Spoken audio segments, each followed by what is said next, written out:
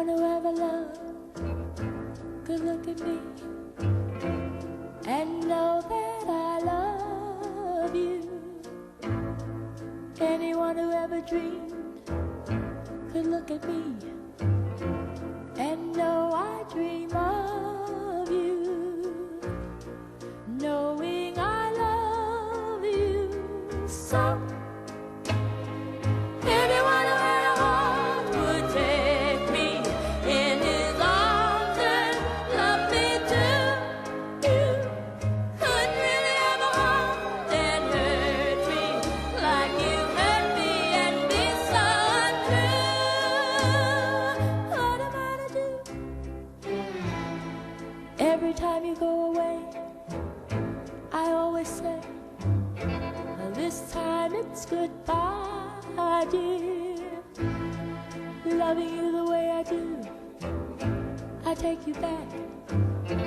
Without you I die, dear.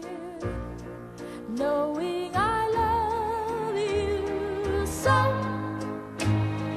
Anyone who had a heart would take me in his arms and love me too. You couldn't really have a heart and hurt me like you hurt me and be so untrue. What am I to do?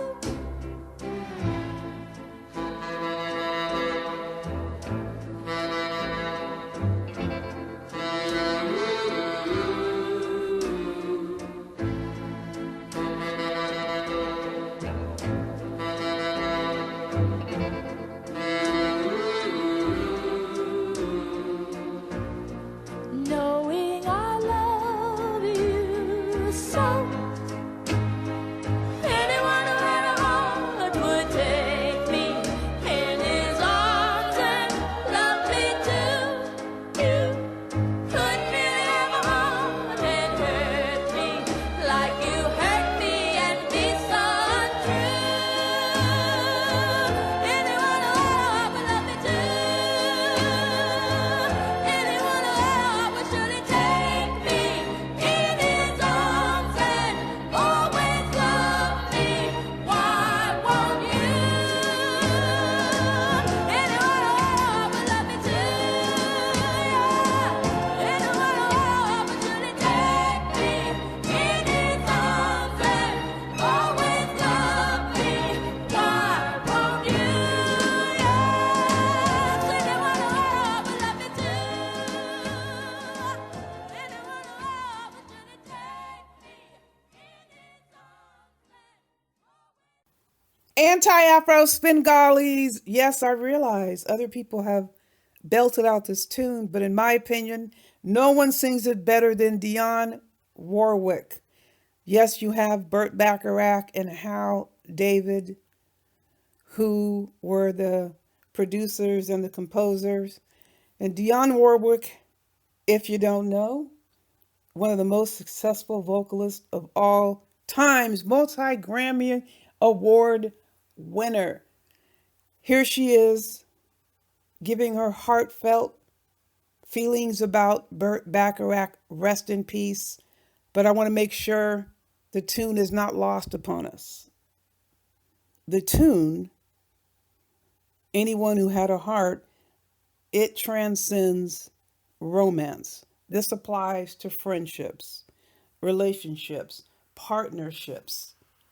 Now, I want to emphasize, either someone has a heart or they don't. You cannot force an evil person to be good-willed, good-natured, or honest. Now, what you will see, look on the screen, you see perpetrating as if there is goodwill. This is called using you. And always, this comes down when the evil-hearted tries their hardest to perpetrate as good because there's ulterior motives. I'm just getting right down to it. We see it. We've seen it in and around the Umar Johnson sector, but what I want to make sure everybody is well aware of, these subjects want you to think this is something that they're doing here in these YouTube streets because their targets are making them do it. Look what you've done to me. I can't believe you did this to me. No, they've always been evil. They have always been evil. How many times have we seen it? The character is the character. We're not talking about mistakes. We're not talking about people who are reformed. We're talking about the behavior hasn't changed. That is the difference. So, what am I saying? I'm saying, watch out. You are being used. If it applies to you, it applies to you. We've seen it. I've been on the receiving end of being used, but let me tell you something. There's always a silver lining because the subject, the evil hearted who tries to perpetrate or who does perpetrate as being good, they always lose because they still end up having an evil heart and their target doesn't change. They still have good intentions. They're still going to be able to help people. They're still going to maintain their faith in mankind. So the evildoer loses. They don't gain in respect. How are they going to gain respect they never had in their life? That's why they come to YouTube, trying to lash out and unload on targets, on innocent people, because they have failed throughout their entire life to make the impact that they want. So they come here to YouTube and they see others existing harmoniously, and it's unacceptable to them. They're angry about it. So what do? They aim to disrupt any relationship that they see is harmonious. They're envious. They're jealous. They will actually pursue and set up circumstances that drive wedges between others, or they will try to drive wedges between others. The goal is to make sure you let them know what they're up to. You are being used. It's miserable. It has to be miserable. Listen, they'll sit at home and let their Korean father-in-law hit them. Don't do shit about it, but you come to YouTube trying to upend relationships that you cannot stand existing. I don't like the fact that somebody I'm cool with is having a good time somewhere else. So let me set up a scenario to make sure these folks don't have a good relationship or these folks don't get along with each other. So I'll just set up a scenario where I start attacking people. I'll start attacking those that you're cool with, although I say I'm cool with you. Hey, let's say you set a boundary. You go to different spaces and you set boundaries because you're cool with different people. And you make it known, you know what, I'm cool with these people. I'd rather you not say anything about these people when I'm around. And guess what? The other subject that you're supposedly cool with ignores you. You know what that means, don't you? That means the idiot doesn't respect you. That means the idiot is using you to get at others. Just think about it. Creeps who don't get along with anyone. They have problems with everybody. And when I say they have problems, they are initiating attacks. They're running around on panels calling people names, targeting people's families, hanging around backstage waiting for an hour to get on panels where they've been blocked, just trying any and everything, sending emails, begging for debates, just trying to find any and every way to talk about whoever they want attention from, who aren't paying them any mind. Then in comes the alcohol and drugs, or more of it. And this is when the brilliant fools do their best work. And a brilliant fool is smart only to themselves, which is why they end up making even bigger fools out of themselves, concocting this bullshit. And they think they're going to be able to hold the attention of their targets and using others to achieve their goals. It never works. It always crashes and burns, which is the story of their loser ass, failing ass, piss poor character life. They're low lives. And they're trying so hard to get the attention of those who don't give a shit, who don't care, who aren't going to get involved with their crap. You're not going to be able to hold their attention. Somebody who has something to actually be thankful for is not going to sit around and entertain any garbage like that. Oh, sure, you might get someone's attention for a few minutes, but nobody with any sense is going to deal with this crap. And they always get found out. They think they're so smart and they get caught up each and every time. Trust and believe it's the same damn thing off YouTube. They think they're so smart coming onto YouTube, trying the same shit they tried offline and got caught up for and still haven't learned their lesson offline. So they think they want to come to YouTube and pull the shit here on YouTube. They think they're going to be successful. No, it fails online, YouTube, and social media. It fails offline. Hence, they are failures. They are losers. Losers stick with losers. Eventually, you figure out what you're dealing with and you get the hell up out of there. Losers don't respect themselves, so they can't respect you. You make a request, they ignore your request. They ignore your considerations because they do not respect you. They don't respect themselves. Getting drunk morning, noon, and night. Their goal is to stay cooked on alcohol, destroying their brain cells or further destroying their brain cells. And they want you to think that they're actually smart enough to come up with a plan that's going to work. Haven't seen it yet. Look at the destruction, the self-destruction.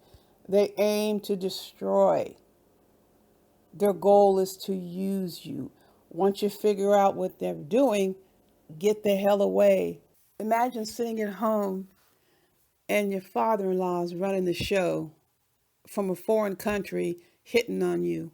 You're not even running your own household, but you come to YouTube and attack other black people. That's what makes losers and the wicked-hearted fool themselves. This is what makes the wicked-hearted and the evil fool themselves into thinking they've got some power. But that does not last long. The truth cannot be hidden from even the evil themselves. They try their hardest. They drink it. They drink it. They think alcohol can hide their truths. They think getting drunk and coming online and cursing people out makes them feel all important and all powerful. But here comes the hangover. Here come the blackouts. Here comes circumstances when wives have to tell you who you got to call and apologize to because you can't remember you got that drunk.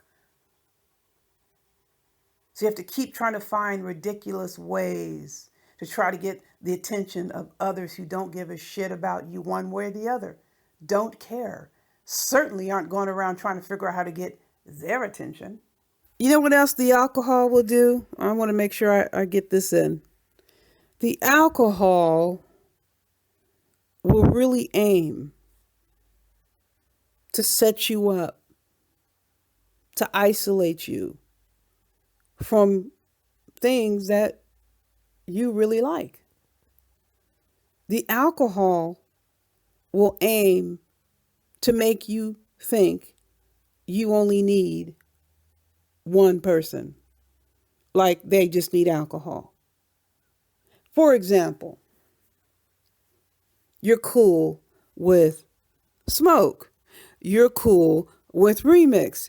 You're cool with Rev G. And that alcohol is not. The loser is not. So the loser is jealous because the loser doesn't have access to any of those three and never was cool with any of them anyway. So the loser aimed to set you up so you wouldn't have harmonious interactions with any of them. It's jealousy. See, people underestimate and underrate jealousy in male interactions. What is the disclaimer that we hear? No HOMO. It's not even about that. Alcohol can isolate. So if someone is dependent on alcohol, they want another friend all to themselves. They don't want you talking to the Smoke. They don't want you talking to Remix. They don't want you talking to Rev G. I don't count because I don't do panels. Want you all to himself. It's pretty disgusting because this alcohol situation and this setup situation and this desperation situation and this self-destruction situation and the aim to take you with him. It's disgusting. You're a free human being. You should be able to do what you want to do. But just think about the depths of hell that this idiot was willing to go to pit you against those you don't have any problem with, bringing other people's family into it. The idiot is using you, doesn't even respect you after you've made it very clear that there are boundaries. But when you come right down to it, you really got to think about it. There's no difference between that creep and rage pigs. So any person shouldn't even be fooled into thinking there's any good intentions with an idiot like that. The idiot is using you. And this is not like a slur on anything about you, because I think your intentions are good intentions. But the idiot's intentions were never good. Were never good. It's not about a standard disagreement. I just don't like this person, or I don't agree. This idiot is perpetrating deliberately the most wicked and vile of all acts and wants you to be cool with that, because the idiot doesn't respect you. If anything at all, that should be the issue. Nothing else. It should start there. And if somebody doesn't respect you, people, you should kick their ass to the curb. Because if they don't even respect themselves, it's impossible for them to respect you. I don't give a damn what kind of bullshit they pull when they're, oh, hi, how you doing? And chopping it up and laughing and being nice. It's bullshit. They don't like you. They are using you because they're pissed they can't get to those who don't want anything to do with them. And you know what? This does not have anything to do with even YouTube. This shit goes back so far. You can't do anything about it. You can't fix it. Just don't be a victim of it. Get the hell away from freaks and creeps and demons and dregs and those who can't control their alcohol and want to make you their victim and want to use you as their pawn and want to isolate you because they can't have access to those who don't want shit to do with them. There's a reason for that. Take care of yourself. Don't worry about the feelings of those who don't give a shit about honoring your request. Folks, you know I have more coming your way. In the meantime, you know the drill. Buyer beware.